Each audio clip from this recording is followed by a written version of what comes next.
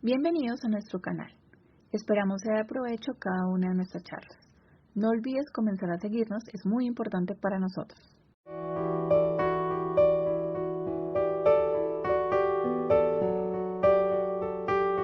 Desde el 2018, el día 26 de marzo nos vestimos de púrpura en honor a muchas personas que hoy conviven con la epilepsia y que muchas veces no pueden llegar a un tratamiento efectivo. Así que les damos la bienvenida. Recuerden que durante toda la semana, junto a Familias Púrpura y Fundación Somos Fénix, hemos realizado diferentes charlas que están ubicadas en Facebook, en Meet y también en los Instagram de estas dos organizaciones. Los invitamos a que nos acompañen. Hoy estamos en la última charla, nuestra invitada súper especial, porque ella siempre vive muy ocupada atendiendo muchos pacientes, es la doctora Paola Pineda. Ella es médica cirujana, es especialista en Derecho Médico de la Universidad Bolivariana, ha trabajado con VIH, ha trabajado con el dolor, ha trabajado con epilepsia, mejor dicho, súper especial. Hoy tenemos que sacarle muchísima información porque ella es un mundo de conocimiento. Por experiencia propia, hemos tratado con la doctora Paola, con cannabis, muchos de los niños y mamitas del grupo de la Fundación y de Familias Púrpura han podido acceder a su tratamiento, a su conocimiento y tenemos muchísimos resultados muy positivos, niños que hoy en día se conectan, niños que han bajado muchísimo sus crisis. Así que bienvenida, doctora Paola. Bueno, muy buenas tardes, noches a todas y a todos. Muchas gracias por la invitación, a ti, Eliana, a Somos Fénix, a muchas de las mamás que están allí que hemos compartido. Entonces, yo quería preguntarle, doctora, ¿es verdad que el uso del cannabis medicinal me generaría o le generaría a mi hijo dependencia? Bueno, esa es una pregunta muy interesante y es una pregunta que respondemos quizás todos los días a todos los pacientes o a muchas familias que llegan a nosotros. Y yo creo que el concepto de dependencia hay que cambiarlo un poquito, porque eso viene desde el mundo de la toxicología, es decir, yo dependo de algo y el día que me lo quiten voy a salir a matar a alguien por esa dependencia. Entonces hay que ir cambiando conceptos. Yo creo que es que no solamente hay que ver sustancias que generan dependencias, sino tendencias en los seres humanos que nos hacen o no ser más dependientes o a una cosa. Pero aquí quiero ser muy clara. Cuando nos preguntamos si el levetiracetam genera dependencia, si el ácido valproico genera dependencia, si el clobazam genera dependencia, nos lo preguntamos más en el cannabis porque está marcado por esa ilegalidad y por esa historia de los prohibicionistas que ha tenido demasiado éxito. Entonces, la pregunta es si la dependencia está definida, como que yo le empiezo a dar cannabis a un paciente y él se mejora, y de pronto en el caso de epilepsia las crisis cesan, y de pronto un día decidimos suspender como lo hemos hecho con varios pacientes, ¿sí? Y con algunos nos ha pasado que no pasa nada, les quitamos el cannabis y ya están súper bien y pueden seguir sin él. Pero ninguno ha salido al día siguiente a robar para conseguir un frasquito. No lo conozco. Y si alguien lo conoce, me lo presentan. Entonces, yo sí quisiera que las dependencias las valoráramos desde otro punto de vista y como dice una gran amiga mía y maestra, que es la doctora Cristina Sánchez, a quienes muchos conocen porque está en el área del cannabis y el cáncer, ella dice, deberíamos tratar con el mismo rasero al cannabis que al resto de medicamentos, porque con los otros nunca nos preguntamos la dependencia, pero con este sí, más por la historia de prohibición que ha tenido. No sé si eso satisfaga la pregunta, mi querida Eliana. Sí, yo quería acotar algo y es, hace 2 días estuvimos en la noche también con Natalia, que es una mamá que lleva, la que usted mencionaba, Natalia Tangarife, y otra mamá de México que también es activista. Y ellas nos hacían ver y nos recordaban, y es algo que quisiera que las mamás que hoy se conectaron, por si no la vieron, supieran, que son más los efectos adversos que genera una medicina alopática o una medicina, la que sea, desde la buscapina, para arriba que definitivamente el cannabis. Y los efectos adversos son realmente efectos con los cuales nosotros podemos vivir, que no dañan hígado, que no dañan riñones, que no dañan un corazón, que al contrario permiten que descansen nuestros hijos, que estén más tranquilos y que puedan tener una mejor calidad de vida. Bueno, la siguiente pregunta. ¿Por qué algunas personas usan un solo cannabis o un solo tipo de cannabis y se estabilizan y otras han usado bastantes y no? Bueno, yo creo que eso obedece un poco a lo que les decía al principio, que hoy nos convoca el tema de epilepsia, pero no porque nos convoque el tema de epilepsia, a todos vamos a tratar de la misma forma.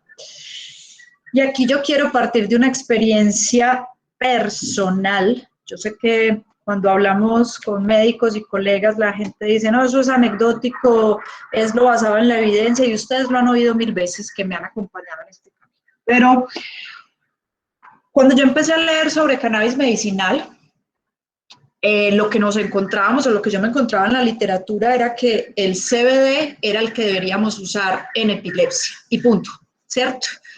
Y de hecho hoy hay medicamentos en el mundo que están basados solo en CBD, ¿cierto?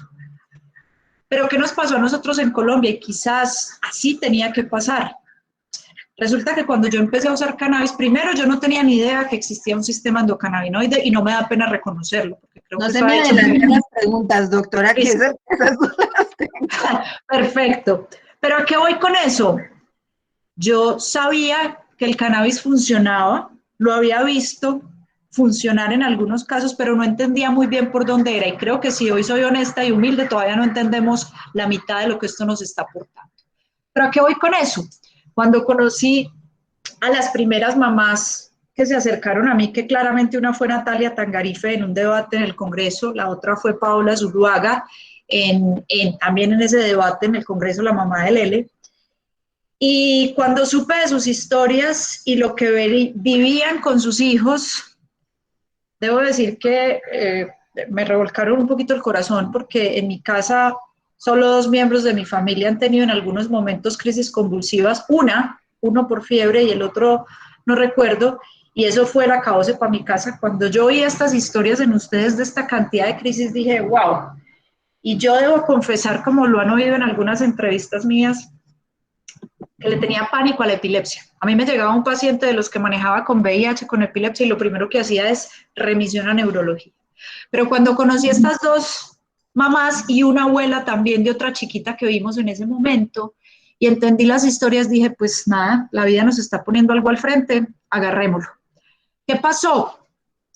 En ese momento solo teníamos un tipo de extracto, y por la fuente donde venía ese extracto, que por cierto era muy bueno, para mí era claro que era mucho más THC, ¿cierto? Si yo me hubiera basado solo en las teorías iniciales de que era el CBD, yo no lo hubiera empezado a ningún niño. Pero era tanto el desespero de ustedes, el entender y el ponerme un poco en los zapatos de ustedes, que dije, vamos, aquí nada hay más para perder. Lo único que nos puede pasar es que no funcione, pero y si funciona, estamos encontrando algo. Dio sorpresa que de pronto muchos chiquitos de estos empezaron a mejorar. Seguíamos sin saber qué tenía el extracto, vuelve y juega con la presunción de que era más THC, es decir, estábamos yendo en contra de todo lo que decían los libros y todas esas cosas. Y de pronto, bueno, fue pasando el tiempo, resultados variables, a algunos chicos les fue muy bien, unos bajaron mucho sus crisis, a otros no les funcionó, otros de pronto la mejoría era por épocas, otros teníamos algunos efectos secundarios que después hemos ido aprendiendo cómo disminuirlos, pero que no representaban un riesgo para la vida del paciente. Y bueno, posteriormente pudimos medir qué tenían esos extractos y evidentemente tenían más THC. Entonces eso fue como por causalidad darnos cuenta que el THC también servía aquí. ¿Y qué hicimos? Ya en ese momento también teníamos unos extractos con más CBD. Y mi cuestionamiento en ese instante o mi planteamiento fue contarles a las mamás, mire, efectivamente el extracto que estamos usando tiene más THC. Tenemos 2 opciones, o seguimos con este o nos cambiamos para uno de más CBD. Y eso hicimos en algunos pacientes. Algunas mamás dijeron, no, claramente déjemelo aquí, que es que esto está funcionando y nada lo habían tenido así como está hoy. Perfecto. Y otras dijeron, bueno, pues si la literatura, los libros dicen que es CBD, vámonos a CBD. Y pasaron dos caminos. Unos se mejoraron mucho más, o algunos que no habían tenido respuesta mejoraron, y otros se empeoraron. ¿Qué me enseñó a mí eso? Que cada chiquito, cada niña son un ser distinto, y que lo bonito del cannabis es que como tenemos tantos principios activos dentro de él, podemos hacer múltiples fórmulas magistrales, y no es como que el ácido valproico no funcionó, no, aquí el extracto de cannabis de más THC no funcionó, bueno, entonces vámonos por el de más CBD, o vámonos por un 1 a 1, o tendremos épocas de la vida donde necesitemos más del uno o del otro, es que nosotros no somos iguales todos los días. Entonces, creo que eso da un poco de luces a que hay que intentar y hay que experimentar, y afortunadamente tenemos múltiples extractos, cada vez tenemos más conocimiento de los mecanismos de acción, y eso nos hace que empezamos a hacer otra vez a la alquimia, que volvamos a la alquimia, un poquito de THC, un poquito de CBD, un poquito de limoneno, un poquito de linalol, e ir adaptando y hacer algo mucho más personalizado. Perfecto. Ahí valga la aclaración porque hemos tenido mamitas que prueban un cannabis, no le sirvió a mi hijo, voy a cambiar de tratamiento, pero no le dan el tiempo al cannabis y de pronto a las otras concentraciones, como habla la doctora, para poder llegar a algo que realmente le sirva a ese paciente que de pronto tiene una condición bastante compleja. Bien.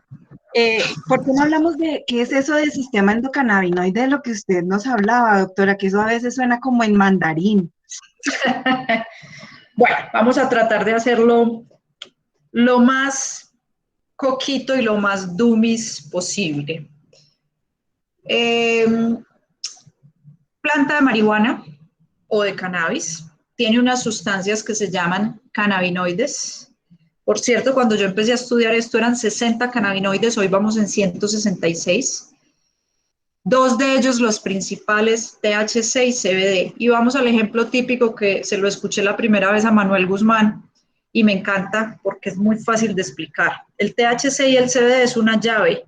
¿Qué hace esa llave? Entra al organismo y se pega a unas cerraduras que están en la membrana de la célula. Hoy sabemos que no solo están en la membrana de la célula, sino que también esas cerraduras están en la membrana de una partecita muy importante que hay dentro de la célula de nosotros, que es la mitocondria, que es la parte de la célula que nos ayuda a producir energía. Por eso esto es clave en las mitocondriopatías, que a veces son las causas de las epilepsias en los niños. Entonces, me salió un poco ahí por las ramas, pero vamos al punto. Entonces, tenemos esas llaves que son los cannabinoides. Y tenemos en las membranas esas cerraduras. El nombre técnico de esas cerraduras es receptores para cannabinoides, ¿vale? Ahora, ¿por qué los seres humanos tenemos receptores para cannabinoides? Por una razón muy sencilla. Nosotros producimos unas sustancias que se parecen mucho a las de la planta. Y esas sustancias que son de producción aquí nuestra se llaman endocannabinoides. Y muy bonito, para quienes no lo conocen, el primer endocannabinoide que se identifica se llama anandamida. ¿Y eso qué significa? La terminación mida es del nombre químico o de la etanolamida. Y el ananda significa fuente de felicidad. Entonces, ahí los invito a esa reflexión. Entonces, tenemos endocannabinoides y tenemos receptores para cannabinoides. Y esas dos cosas son la parte fundamental de un sistema que tenemos nosotros, que se llama sistema endocannabinoide. Y ese es el que vamos a modular con cannabis. Ahora, el conocimiento ha evolucionado muchísimo. Pensábamos que solo era cannabis, endocannabinoides, receptores para cannabinoides, pero hoy sabemos que tanto los endocannabinoides, los nuestros, como los de la planta, interactúan con otro montón de receptores, como los receptores de glutamato, de GABA, de serotonina. Es decir, esto es un universo que solo conocemos la partecita de arriba del iceberg y nos falta conocer todo esto que hay para aquí abajo. Pero ese es el sistema endocannabinoide, es decir, si bien en la medicina siempre habría magia, ¿sí? Y siempre habrá un efecto que es de la empatía que yo hago con el otro que está al frente mío, pero con eso que me estoy tomando hay una explicación clínica para el por qué esto funciona como medicina. O sea, básicamente se nos bajan los niveles de algún receptor y el cannabis nos ayuda mientras buscamos cuál es el receptor con el cannabis que nos llegue a servir. Esa es una de las opciones, poner el que está afuera y mirar no solo cómo lo suplo con el que tiene la planta, sino cómo refuerzo o fortalezco mi sistema endocannabinoide con otras medidas para hacer que ese sistema sea más fuerte y lo que estoy poniendo de afuera funcione más o en algún momento lo pueda quitar. Ok, entonces ahí me abre paso a otra pregunta. ¿Es necesario que todo el tiempo estemos tomando cannabis o hay un tiempo para tomarlo y luego esperar a que el cuerpo suba los niveles o cómo lo hace? Mira, depende y ahí no hay una respuesta única. Yo tengo pacientes, en el caso específico de epilepsia, donde lo hemos usado cierto tiempo y al igual que como se hace en algunas ocasiones con los antiepilépticos químicos, el paciente, por ejemplo, está con su medicamento y empieza un periodo libre de crisis. Normalmente 2 o 5 años, obviamente dependiendo del tipo de epilepsia, uno dice después de 2 o 5 años sin crisis, retiro el medicamento. Lo mismo hemos hecho con cannabis, hemos tenido ya unas experiencias muy bonitas de chicos que llevan más de 2 años sin crisis y lo retiramos. ¿Qué nos ha pasado? Como todo puede pasar en la vida. Algunos han seguido sin crisis, súper estables. Otros, por una u otra razón, vuelven a tener una crisis. Entonces, lo importante no es dar una última palabra, sino estar abiertos a que en algunos casos lo necesitaremos, no sabemos por cuánto tiempo, en otros lo podremos quitar y ya no lo necesitemos y en otros haya que volverlo a poner. Eso sí es clave, será más fácil quitarlo y no volverlo a necesitar en un paciente o en una familia que entienda que hay que cambiar hábitos que hagan que ese terreno mío, cuando quito al policía, sea capaz de funcionar otra vez solito y de una buena forma. Ya. ¿Y qué factores haría o producen que se regule el sistema endocannabinoide? Hay varios factores que se han encontrado estimulan el sistema endocannabinoide. Por ejemplo, el ejercicio es básico. Y aquí entrarán muchos a decir, uy, no, pero es que mi hijo en las condiciones que está no puede hacer ejercicio. Las terapias. Obviamente esto no es tampoco decir que es así, pero he escuchado muchas veces a mamás que les digo, ¿cómo van las terapias? No, es que me dijeron que ya para él las terapias no iba a avanzar nada, que ya, a ver, es que las terapias no solo es que no esté caminando y vaya a caminar, probablemente no va a caminar, pero es que las terapias, el estímulo, todo lo que se logra, el movimiento, no solo es pensar en un pronóstico limitado a algo específico, sino entender que una terapia física, una terapia ocupacional, una terapia de lenguaje, se vuelve como el ejercicio para los que nos gusta hacer ejercicio. O sea, se vuelve en un hábito o en una rutina que nos puede ayudar. Entonces, ese es el primero, el ejercicio. Segundo, la alimentación. Y esa sí que es muy importante. Y yo sé que como a nosotros los médicos no nos hicieron mucho énfasis en el tema de nutrición, pues no es lo que más hablemos, y no es que sea, esto no es un juicio, es simplemente que no nos formaron, pero ya cada vez hay más tendencias en el tema de alimentación. De hecho, para nadie es un secreto, desde los años 20 se usaba la dieta cetogénica, hoy la estamos recuperando y como todo, hay pacientes a los que les funciona y hay pacientes a los que no. ¿Qué principios básicos les damos nosotros a las mamás? Yo no soy experta en el tema de alimentación, tengo colegas que lo son, pero lo básico es que a un chiquito de estos no lo llenemos de carbohidratos, no lo llenemos de azúcar, no lo llenemos de juguitos de cajitas, no los llenemos de cereales, porque realmente lo que estamos haciendo ahí es un estímulo permanente y en un cerebro que ya previamente es más vulnerable y es hiperexcitable, ponerle dulces o azúcares refinados es dispararlo mucho más. Entonces, así como quitamos algunas cosas, invitamos a poner otros. Hemos encontrado, y lo dicen algunos estudios, por ejemplo, el omega 3 hace que aumente los receptores para cannabinoides, es decir, voy a tener más cerraduras, por tanto, lo que voy a poner desde afuera o lo que se está empezando a producir adentro, ¿sí?, va a empezar a funcionar mucho más. Entonces, por eso la alimentación es clave. Obviamente, el estar en un núcleo familiar donde haya más tranquilidad. Yo sé que a veces se viven situaciones difíciles en casa, pero lo hemos conversado y con Diana, que me ayuda a mí en todo el proceso de seguimientos con pacientes, cuando tenemos quizás en el núcleo familiar otros miembros de la familia muy ansiosos, que están impacientes todo el tiempo. Yo lo entiendo, pero hay que trabajarlo, porque estas niñas y estos niños son unas esponjitas. Ellos agarran toda esa energía que les estamos proyectando. Y muchas veces, como no nos pueden hablar, su manera de manifestarse es con cuadros de agresividad, de irritabilidad, más crisis. Entonces es clave como ese contexto familiar, clave buscar espacios en familia que no solo la salida, hablemos no en el contexto de pandemia, que la salida no solo sea para ir al médico, a la clínica, a la hospitalización, sino que vamos al parque, veamos otras cosas, todo eso es clave para fortalecer ese sistema endocannabinoide. Ok, bueno, ahí también tocó otro tema de una de las cuantas preguntas que le tengo y tiene que ver con el tema del balance de los omegas. Primero, ¿dónde los conseguimos? Bueno, ¿de qué manera usted considera que debería consumir una persona o un niño con epilepsia o un adulto con epilepsia los omega para generar un balance? ¿Y qué tiene que ver eso? ¿De qué trata eso?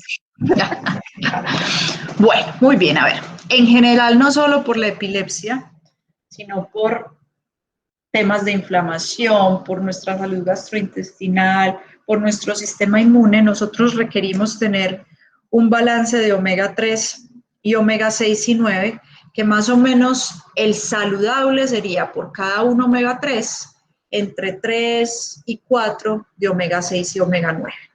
Uh-huh. Realmente con la alimentación que tenemos hoy en día, ese no es el balance que tenemos, porque lo que nos da la alimentación es tener un balance 1:20, es decir, mucho más 6 y 9 que 3. Y se ha encontrado que cuando ese balance es así, 1:20, se aumenta el riesgo de procesos inflamatorios, ¿sí? Y de otra cantidad de condiciones neurológicas. Recordemos que detrás de una epilepsia y de muchas condiciones neurológicas hay una neuroinflamación. Entonces, si yo ese balance de omegas lo tiro hacia lo proinflamatorio, no voy a contribuir para bajar niveles de inflamación de ese cerebro y en general del cuerpo entero. Entonces, ¿qué nos da omega 3? Muchas veces, desafortunadamente, lo tenemos que suplementar y lo tenemos que suplementar con cápsulas o con suspensión. A mí hay una que me gusta muchísimo, pero la idea aquí no es dar nombres, porque... Tranquila, sí, tranquila. Okay. Hay un omega 3 que el problema es el costo, pero es muy bueno, es de Carson, se llama Fish Oil, y la ventaja de ese omega 3 es que ya viene en su forma DHA y EPA, que es lo que vamos a necesitar absorber. ¿Por qué? Porque cuando el omega 3 se da en otras formas, el hígado, que ya está muy cargado en muchos de nuestros pacientes por todos los medicamentos que toman, no va a ser capaz de convertirlo en ese DHA y en ese EPA. Entonces, aquí hay otra cosa de los omegas que es demasiado importante, y es que esa anandamida que yo les decía ahorita, el endocannabinoide, y ese 2-AG, que es otro endocannabinoide, necesitan omega 6 para producirse, ¿sí? Pero los receptores para cannabinoides necesitan omega 3 para producirse, para expresarse más. Entonces, por eso no se trata de quitar todo lo que dé 6. Es imposible quitarlo porque no podríamos volver a comer, porque muchas cosas dan 6 y 9. El aguacate, el huevo, el aceite de oliva, el aceite de coco, ¿cierto? Porque todos los aceites también tienen un balance. Hay que buscar el aceite que más se acerque a ese balance 1:3 que tenemos. Entonces, lo uno es dar omega 3. Y lo otro es usar un par de aceites, todos son buenos, oliva, coco, pero los que más se acercan a ese balance, uno es el aceite de cáñamo, que también es de por aquí. El aceite de cáñamo tiene un balance 1:3. Y el otro es el aceite de Sacha Inchi, que es una semilla que se consigue en Colombia, y el balance es 1:1. Entonces es empezar a jugar con cosas, pero lo más fácil es dar suplemento de omega 3. Perfecto. Bien. Doctora, ahora que toca el tema, ¿qué es el cáñamo? ¿Qué es el cáñamo? Ok, el cáñamo es muy aceptado en todo el mundo porque es esa planta que es de la misma familia que tiene un porcentaje muy bajito de THC. Se considera que tiene menos del 1%. Lo que más tiene CBD, pero no lo tiene tanto como la planta que usamos en el día a día de cannabis. ¿Y eso qué implica? Que si yo quiero sacar CBD del cáñamo, que no está mal, lo podemos sacar, necesito mucha más cantidad de plantas de cáñamo que si lo saco de una planta de cannabis como tal. Entonces, ¿sirve? ¿Es una fuente de CBD? Sí, y es una fuente de otras cosas muy importantes, es una fuente de fibra poderosísima, es una fuente que puede ser una oportunidad muy bonita para la economía en otros aspectos más allá de lo médico. Entonces, ¿podemos sacar CBD de allí? Sí, pero es más productiva o tiene más concentración de CBD una planta de cannabis como tal. Ok, o sea que lo podríamos consumir. Sí, lo podemos sacar de allí. De hecho, el aceite de cáñamo que les decía que tiene un mejor balance de omega 369 es una muy buena fuente. Esperamos que en Colombia ya con todo este proceso legislativo se pueda producir aceite de cáñamo aquí, porque hoy uno de los limitantes es el precio de lo que hay que pagar por una botellita de aceite de cáñamo. Y más de Sacha Inchi, que es uno de los más costosos. Totalmente, totalmente.